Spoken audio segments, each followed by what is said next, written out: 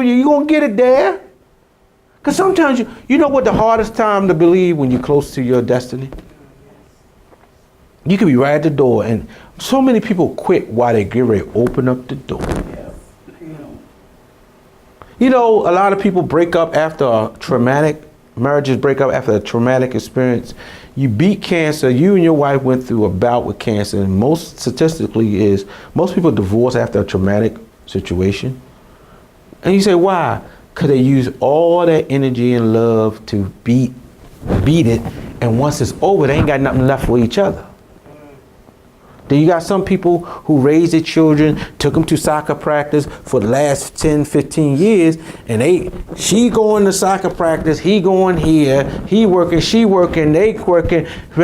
Kids get up and leave the house, they gone to move to Tallahassee, Florida, they move to California, and it's you and him. You look over, and after 10, 15 years of raising these children, you're like, who is this joker? Who is this sister? You don't know each other because y'all changed, and y'all so busy running for the kids, you never knew each other, and the person you were married to ain't the same person you married 10, 15 years ago, and that might be a person you don't like. Because y'all didn't grow together. And sometimes you got like, no, Johnny, you're not going to practice. We're going to spend time together. No, you're going to break. Because kids, they invade your relationship.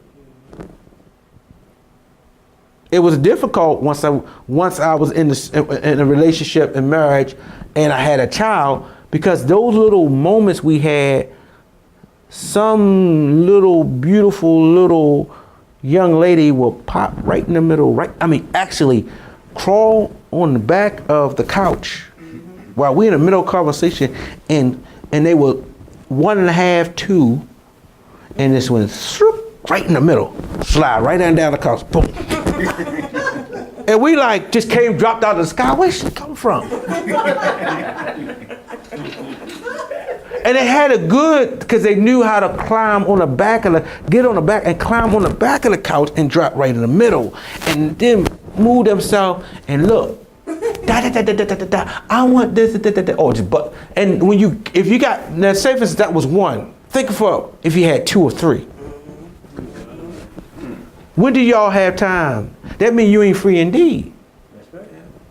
And I tell people, you got to realize when you get stuff, when you don't know what's going to happen. If you get a new job, you ain't free indeed. Buy a new house, get a promotion, and you go to work and say, God, I thank you.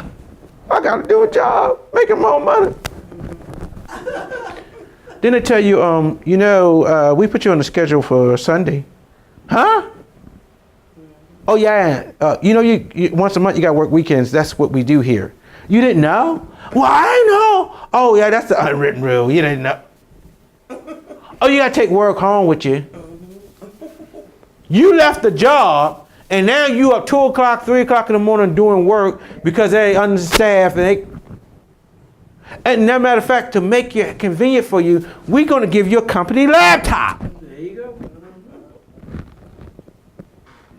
So when we want to reach you, see, people like, man, I used to thought, yeah, hey, I didn't know because the company used to let me use their van.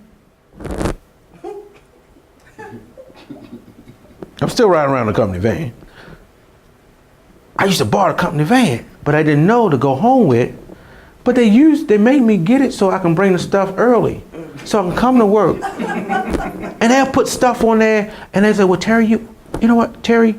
We need something. We need you to run to another dealership, and we got the stuff on the back of the van because we have some parts. And I know, I was like, well, you can just go ahead and take the company van home, but can you stop at the other store in Frederick?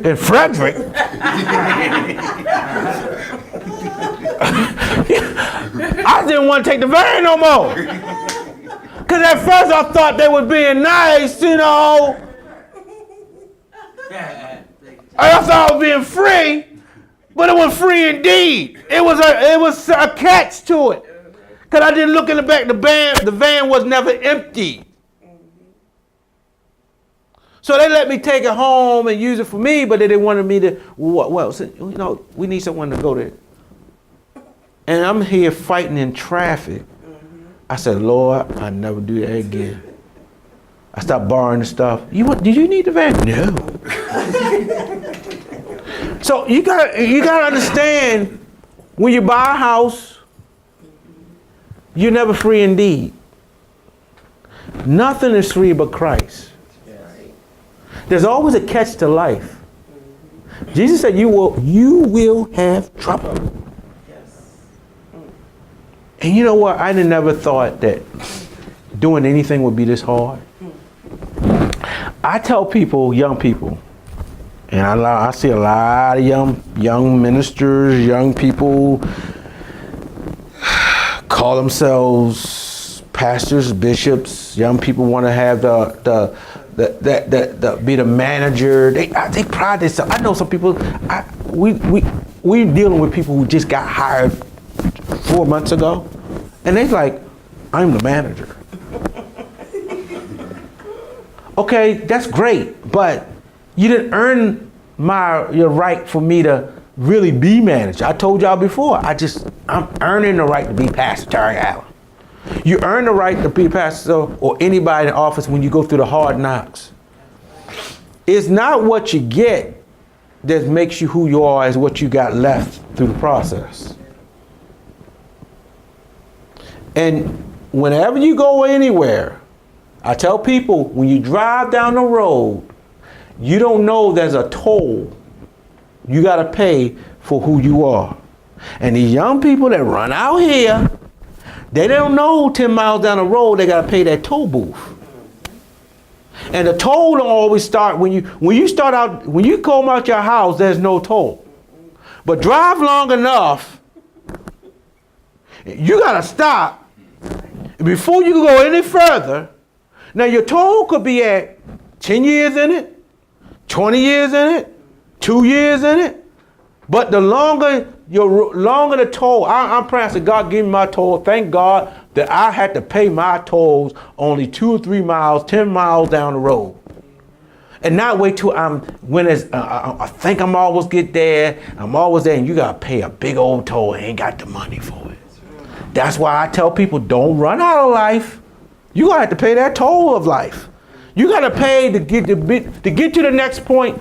There's somewhere God will set up a toll booth, and I don't mean that only one. Don't you go certain places down south? You gotta pay more than one toll. That's right. So you think you ought to finish? You pay the toll, keep going up, run into another toll booth, and gotta wait in line to get to the next point in life. And when these young people come and run out there and trying to get these big, heavy titles, every title has a price.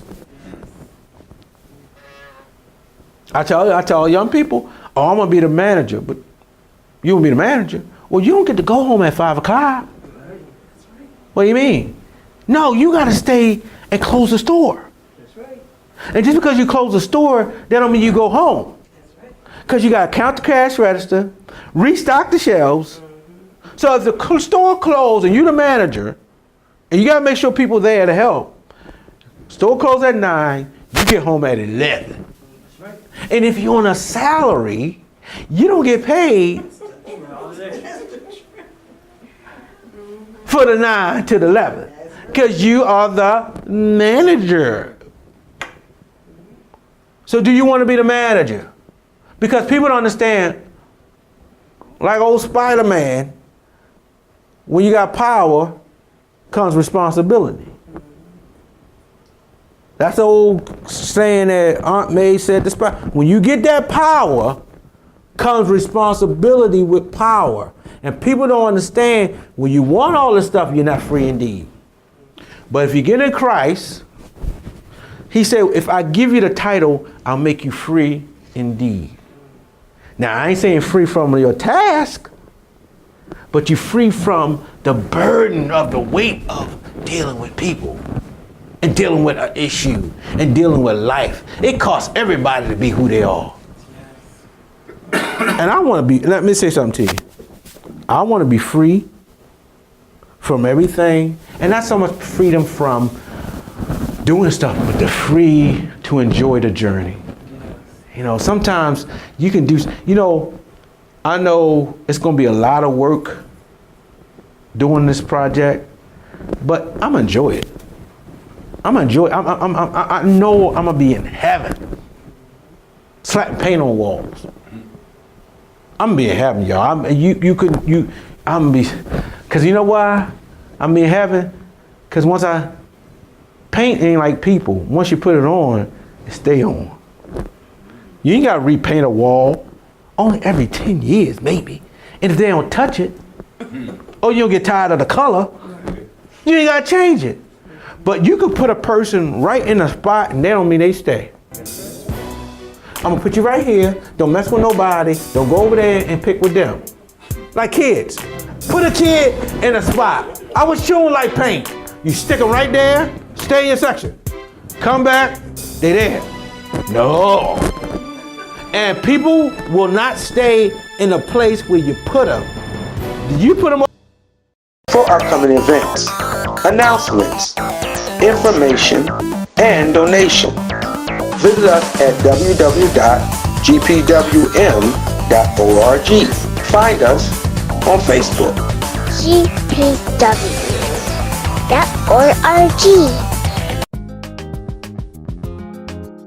Faith, fellowship, funding, transforming the community, a community outreach.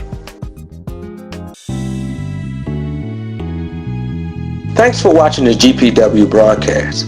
If you're ever in the Baltimore area, please visit us at our temporary location, Sunday mornings at 11:30 a.m. Also, you can visit us on our website at www.gpwm.org. Thanks again for watching. A place where I'm missing, can feel